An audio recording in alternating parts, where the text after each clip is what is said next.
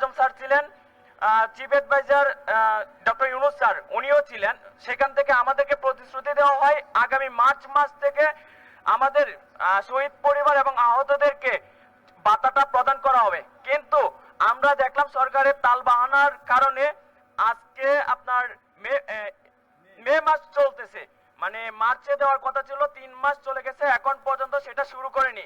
আগামী জুন মাস অর্থাৎ ঈদের আগে আমরা সকলে চাই ঈদের আগে এই ভাতাটা প্রদান করতে হবে।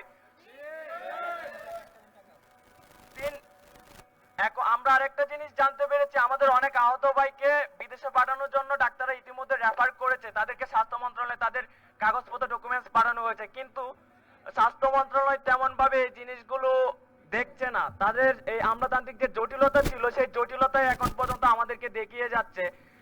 অনেকের ইতিমধ্যে মানে 12-13 জনকে বিদেশে পাঠানোর জন্য ভিসা হয়ে গেছে, কিন্তু তাদেরকে এখন পর্যন্ত টিকিট দেওয়া হচ্ছে না। আমরা আমাদের এই প্রেস বিজ্ঞপ্তির মাধ্যমে তাদের কাছে অনুরোধ করছি, আপনারা যাদেরকে ইতিমধ্যে পাঠানোর ব্যবস্থা করেছেন তাদেরকে দ্রুত সময়ের মধ্যে বিদেশ পাঠাবেন, আর যাদের ডকুমেন্টস গুলো আপনাদের এখানে দেওয়া হয়েছে তাদেরকে খুব দ্রুত সময়ের মধ্যে বাইরে পাঠানোর ব্যবস্থা করবেন। আমাদের 4 নাম্বার যেটা ছিল, জুলাই শহীদ স্মৃতি ফাউন্ডেশনকে আমরা ইতিমধ্যে দেখতে পেয়েছি যে কয়েকজন মিলে আমাদের এই ফাউন্ডেশনকে এই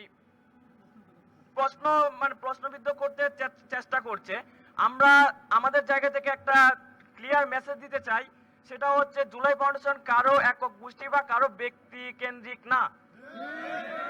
এটা সকল আহত জুলাই যোদ্ধা, আহত শহীদ পরিবারের সদস্যবৃন্দ এবং এই গণঅভ্যুত্থানের অন্যতম স্টেক হোল্ডার যারা ছিল তাদের সমন্বয়ে চলবে।